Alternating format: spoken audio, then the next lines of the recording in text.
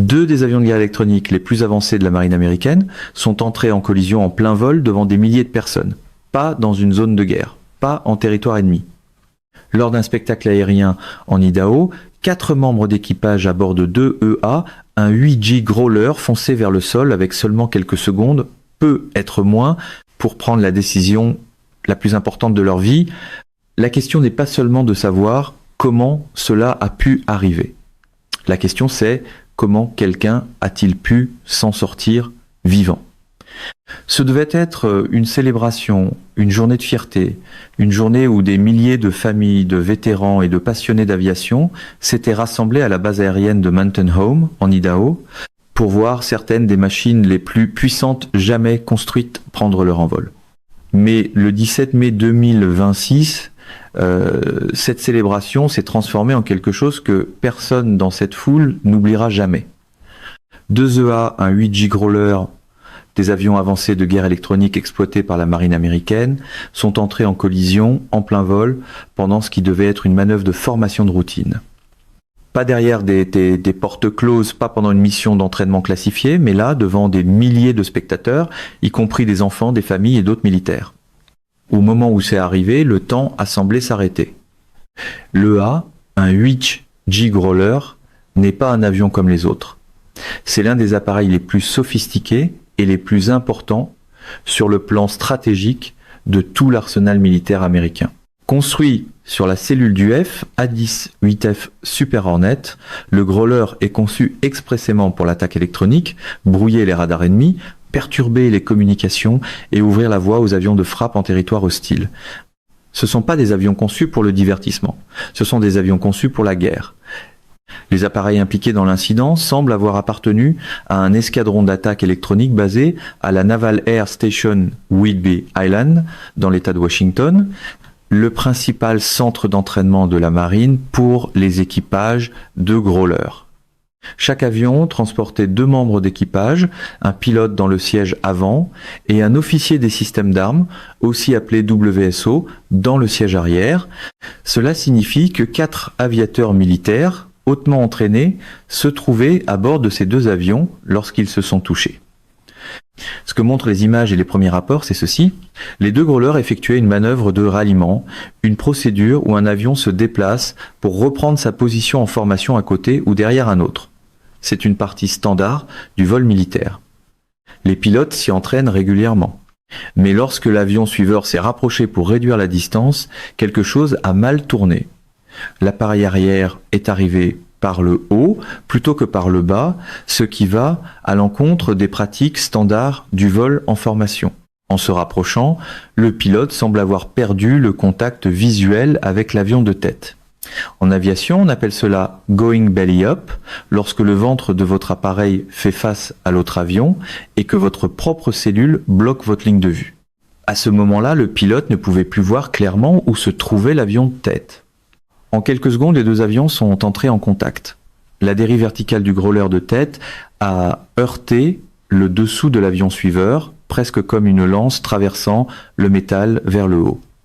Les 2 avions, désormais coincés ensemble, ont commencé à tourner. Ils ont culbuté dans les airs en un amas emmêlé de métal, de carburant et de feu. Ce qui s'est passé ensuite est la partie que les enquêteurs, les aviateurs et les citoyens ordinaires ont encore du mal à pleinement comprendre. Les 4 membres d'équipage ont réussi à s'éjecter au milieu d'une collision en plein vol, au milieu d'une boule de feu, au milieu d'un chaos qui s'est déroulé en seulement quelques secondes. Les 4 aviateurs ont tiré leur poignée d'éjection et sont sortis vivants. Leurs parachutes ont été vus en train de descendre vers le sol à environ 2000 du spectacle aérien, bien visibles pour la foule en dessous. 2 énormes boules de feu ont illuminé le ciel derrière eux pendant que les avions tombaient. Les premiers rapports ont confirmé que les 4 membres d'équipage avaient survécu. Aucun décès au sol n'a été signalé. Pour les milliers de personnes qui regardaient ce jour-là, ce fut un moment d'horreur pure qui, d'une manière presque inimaginable, s'est terminé par un soulagement. Pour la communauté de l'aviation militaire, cela a immédiatement soulevé des questions graves et urgentes. Comment cela a-t-il pu arriver ? Qu'est-ce qui a mal tourné dans ces dernières secondes ? Et que signifie un incident comme celui-ci pour l'avenir des avions militaires qui se produisent dans des spectacles aériens publics partout aux États-Unis? Ces réponses restent à venir. La plupart des gens qui assistent à un spectacle aérien ne pensent jamais au règlement. Ils voient les avions, ils sentent le grondement dans leur poitrine, ils regardent avec admiration des machines valant des dizaines de millions de dollars fendre le ciel à des vitesses que le cerveau humain peine à traiter. Mais derrière chaque manœuvre de chaque spectacle aérien aux États-Unis, il existe un ensemble de règles strictes, détaillées et soigneusement appliquées. Des règles conçues avec un seul objectif, s'assurer que personne ne soit blessé. Le 17 mai 2026, ces règles sont devenues le centre de l'une des enquêtes d'aviation militaire les plus sérieuses de mémoire récente. Aux États-Unis, tous les spectacles aériens publics, y compris ceux organisés sur des bases militaires, relèvent de la surveillance réglementaire de la Federal Aviation Administration, communément appelée FAA. Toutefois, lorsque des avions militaires sont impliqués, la branche militaire concernée porte elle-même une responsabilité importante dans l'approbation des profils de vol, des plans de manœuvre et des distances de sécurité. La FAA exige que tous les avions qui se produisent dans des spectacles aériens respectent ce qu'on appelle une ligne minimale de démonstration, soit une distance définie entre les appareils en vol et la zone réservée aux spectateurs. Cette limite existe précisément pour protéger la foule en cas d'urgence. Les 2A, un 8 J-Growler impliqué dans cet incident, aurait été, au moment de la collision, à environ 2000 de la principale zone de spectateurs. Dans ce cas, cette distance a probablement joué un rôle crucial pour assurer la sécurité de la foule. Mais la distance avec le public n'est qu'une partie de l'équation. La question la plus pressante, celle qui se trouve maintenant au cœur de l'enquête officielle, est de savoir quelles règles encadrent la façon dont les avions militaires exécutent des manœuvres de formation lors d'événements publics. Voici ce qui est clairement établi dans la doctrine de l'aviation militaire. Le vol en formation exige une communication précise, des rôles définis et une discipline visuelle stricte. L'avion de tête fixe le rythme et la trajectoire, l'ailier, l'avion suiveur, porte l'entière responsabilité de la déconfliction. Cela signifie que c'est le rôle de l'ailier de maintenir une séparation sécuritaire et d'éviter la collision en tout temps. Le pilote de tête ne peut pas voir derrière lui. Le pilote suiveur doit tout voir. Il existe aussi un principe fondamental du vol en formation, enseigné dès les premières étapes de la formation au pilotage militaire, ne jamais rejoindre par le haut. Un pilote qui approche depuis une position plus élevée risque de devenir aveugle en perdant de vue l'avion de tête lorsqu'il passe sous le nez de l'avion suiveur. La procédure standard exige d'approcher par le bas afin de garder l'avion de tête visible en tout temps. Dans les images examinées de cet incident, le growler suiveur semble avoir été positionné au-dessus de l'avion de tête dans les derniers instants avant l'impact. Une configuration que des aviateurs expérimentés ont déjà identifiée comme un écart important par rapport à la procédure standard. À l'heure actuelle, la marine américaine a confirmé qu'une enquête officielle est en cours. Le Naval Safety Center, qui supervise les enquêtes sur les accidents de catégorie classe A, la catégorie la plus grave des accidents d'aviation militaire, devrait diriger l'enquête. Un accident de catégorie classe A est défini comme un incident entraînant la destruction d'un avion ou des dommages dépassant 2 millions de dollars. La perte de 2 EA, un 8J Growler, chacun évalué à environ 67 millions de dollars, place clairement cet incident dans cette catégorie. Les responsables ont confirmé que les 4 membres d'équipage ont survécu et qu'ils font l'objet d'une évaluation médicale. Aucun autre détail sur leur état n'a été rendu public pour l'instant. La marine n'a pas encore publié de déclaration officielle identifiant la cause de la collision. Les enquêteurs devraient examiner les données de vol, les enregistrements vocaux du cockpit et les témoignages oculaires dans le cadre d'un examen complet.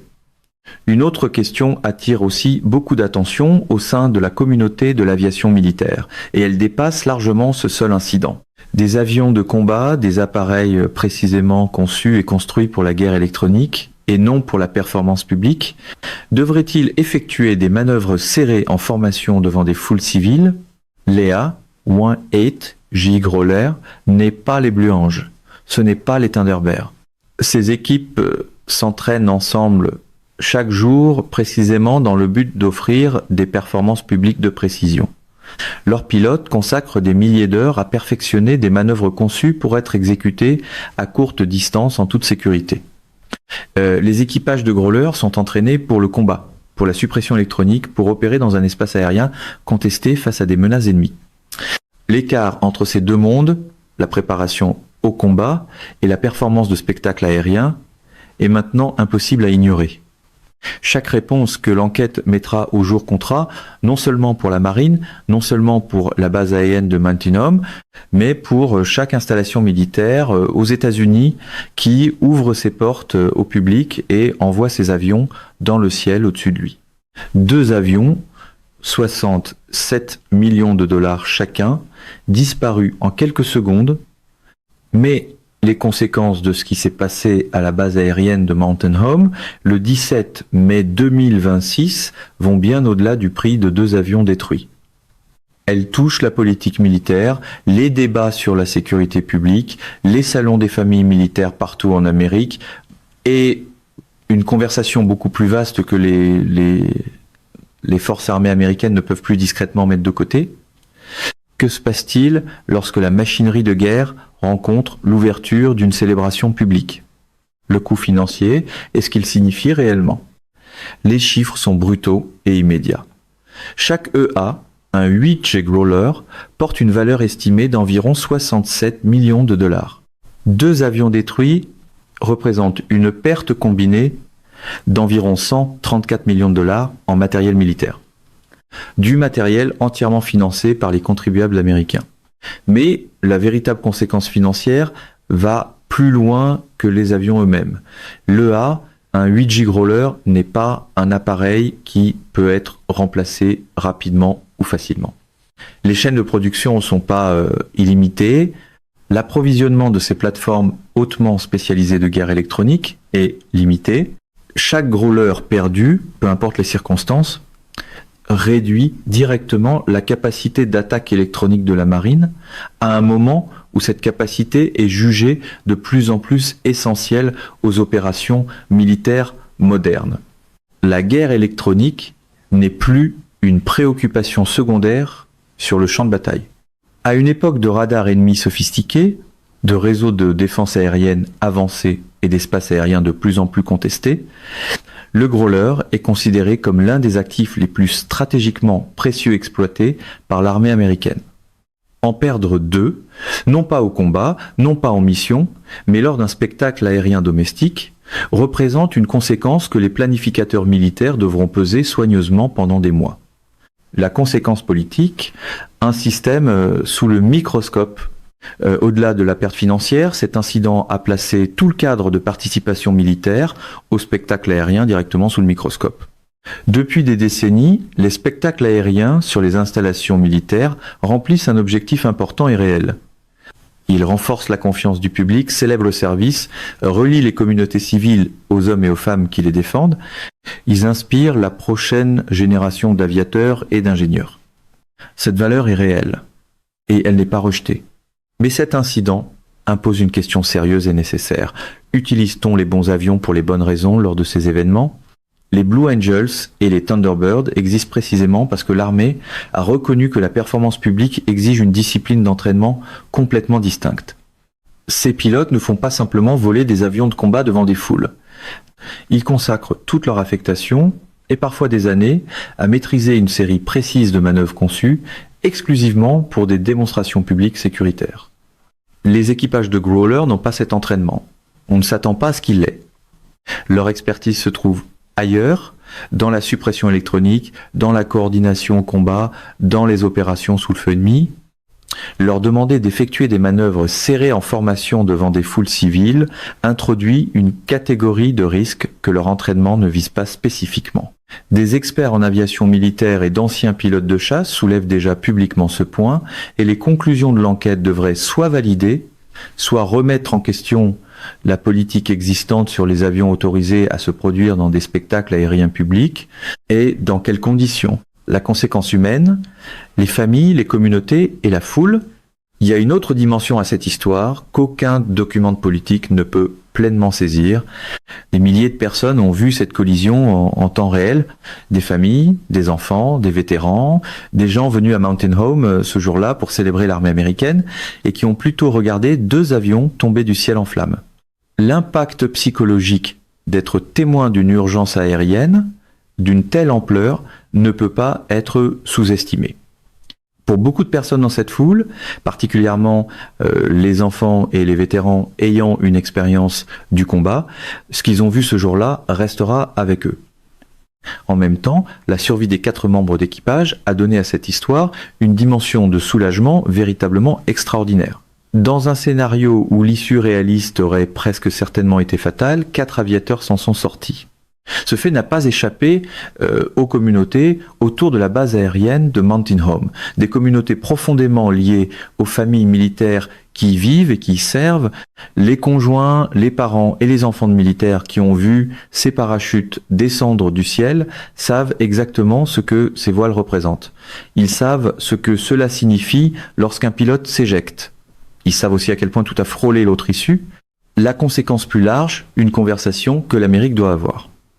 Cet incident survient à un moment où l'examen public des dépenses militaires, des protocoles de sécurité militaire et de la relation entre les forces armées et les communautés civiles est déjà accentué. Différentes perspectives existent et chacune mérite sa place. Il y a ceux qui croient que les spectacles aériens sont un investissement public essentiel, que le lien qu'ils créent entre l'armée et le peuple américain vaut les risques inhérents à la performance aérienne et que les accidents, aussi terribles soient-ils, font partie d'un environnement où des êtres humains poussent eux-mêmes et leur machine a des limites extraordinaires. Il y en a d'autres qui soutiendront que la perte de 2 avions de combat irremplaçables et la quasi-mort de 4 aviateurs hautement entraînés lors d'un événement public représente un risque inacceptable, évitable. Que les plateformes les plus spécialisées et stratégiquement critiques de l'armée ne devraient pas être placées dans des situations où la pression publique, les attentes de la foule et l'anxiété de performance peuvent influencer les décisions de pilotes de combat. Les 2 perspectives reposent sur quelque chose de réel, et les 2 méritent une considération sérieuse alors que l'enquête se poursuit. Ce qui s'est passé en Idaho le 17 mai 2026 n'était pas seulement un incident d'aviation. C'était un moment qui a exposé la tension entre la tradition militaire et la gestion moderne du risque, entre la célébration publique et la responsabilité opérationnelle, entre l'image de puissance et la réalité des conséquences. Les débris ont été retirés, les parachutes ont été récupérés, les équipages ont survécu, mais les questions ne font que commencer. Voici la vérité sur des moments comme celui-ci. Il ne se termine pas quand la fumée se dissipe. Il ne se termine pas quand l'enquête commence. Il ne se termine même pas lorsque le rapport final est publié des mois plus tard. Des moments comme celui qui s'est produit à la base aérienne de Mountain Home le 17 mai 2026 ne se terminent que lorsque les leçons apprises sont réellement appliquées, lorsque de vrais changements suivent de vraies conséquences, et lorsque les personnes responsables de prendre des décisions décident que ce qui s'est produit ne doit plus jamais être permis. Ce processus ne fait que commencer. Les questions que chaque spectateur devrait se poser sont déjà là, avant la conclusion de l'enquête, avant la finalisation des déclarations officielles, avant la fin des examens de politique. Ce sont des questions qui devraient être dans l'esprit de chacun en ce moment. La première question est celle-ci. Des avions de combat sans entraînement spécialisés pour les spectacles aériens devraient-ils effectuer des manœuvres serrées en formation lors d'événements publics? L'EA, un 8G Growler, est une machine extraordinaire. Les équipages qui le pilotent comptent parmi les aviateurs les plus compétents au monde, mais les compétences en guerre électronique et les compétences en performance publique de précision sont 2 disciplines fondamentalement différentes. L'enquête devra répondre honnêtement à la question de savoir si les bons avions et les bons équipages ont été placés dans la bonne situation ce jour-là. La deuxième question concerne la pression. Plusieurs experts en aviation ont souligné la réalité selon laquelle les environnements de spectacle aérien créent une dynamique psychologique unique pour les pilotes. Il y a une foule, il y a des attentes, il y a le désir d'offrir quelque chose de spectaculaire aux gens qui regardent. Cette pression, aussi tacite soit-elle, aussi non officielle soit-elle, peut influencer des décisions prises en une fraction de seconde d'une façon que les environnements d'entraînement standards ne reproduisent tout simplement pas. L'examen des facteurs humains dans cette enquête devra prendre cette pression au sérieux et devra trouver des moyens de l'aborder structurellement plutôt que de simplement faire porter le fardeau aux pilotes individuels. La troisième question appartient au public. Que veulent réellement les communautés américaines, les familles, les vétérans, les contribuables qui assistent à ces événements et qui financent ces avions, des spectacles aériens militaires à l'avenir? C'est pas une question avec une seule réponse, mais c'est une question qui mérite de faire partie de la conversation nationale que cet incident a ouverte. Que se passe-t-il maintenant? L'enquête officielle menée par le Naval Safety Center devrait prendre plusieurs mois. Pendant ce processus, les enquêteurs examineront tous les éléments de preuve disponibles, les enregistreurs de données de vol, les communications du cockpit, les témoignages oculaires, les dossiers d'entretien et le profil de vol approuvé pour la performance de cette journée. Les conclusions seront d'abord classifiées, mais un résumé est généralement rendu public. Ce résumé devrait inclure une détermination officielle de la cause, des facteurs contributifs et un ensemble de recommandations conçues pour éviter qu'un incident similaire ne se reproduise. À court terme, on s'attend largement à ce que la marine effectue un examen de toutes les apparitions prévues dans des spectacles aériens impliquant des growlers. Certains événements pourraient être modifiés, d'autres pourraient voir différents avions remplacer les growlers dans la programmation. Aucune annonce officielle n'a été faite à ce stade, mais la communauté de l'aviation surveille la situation de près. Il y a aussi un examen politique plus large que les observateurs militaires jugent maintenant inévitable.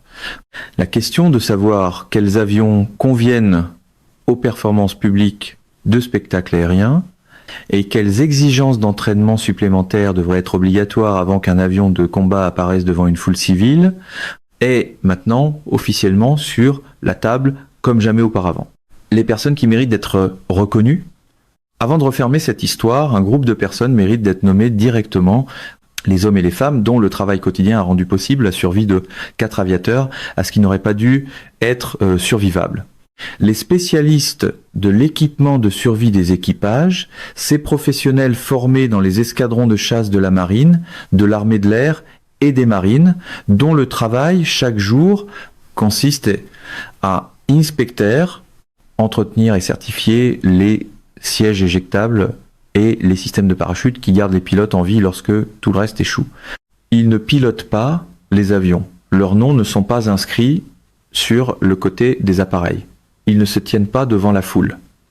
Mais le 17 mai 2026, leur travail a sauvé 4 vies. Le système de siège éjectable Martin Baker, l'un des systèmes d'évacuation de pilotes les plus fiables et les plus rigoureusement conçus au monde, a fonctionné exactement comme prévu dans des conditions aussi extrêmes que celles qu'un système d'éjection puisse affronter. 2 avions, une collision en plein vol, une boule de feu active, 4 éjections réussies. C'est pas seulement de la chance, c'est de l'ingénierie, c'est de l'entretien, c'est du dévouement. Ce qui s'est passé en Idaho sera étudié dans les classes d'aviation militaire pendant des années. On y fera référence dans les briefings de sécurité. Cela apparaîtra dans les manuels de formation.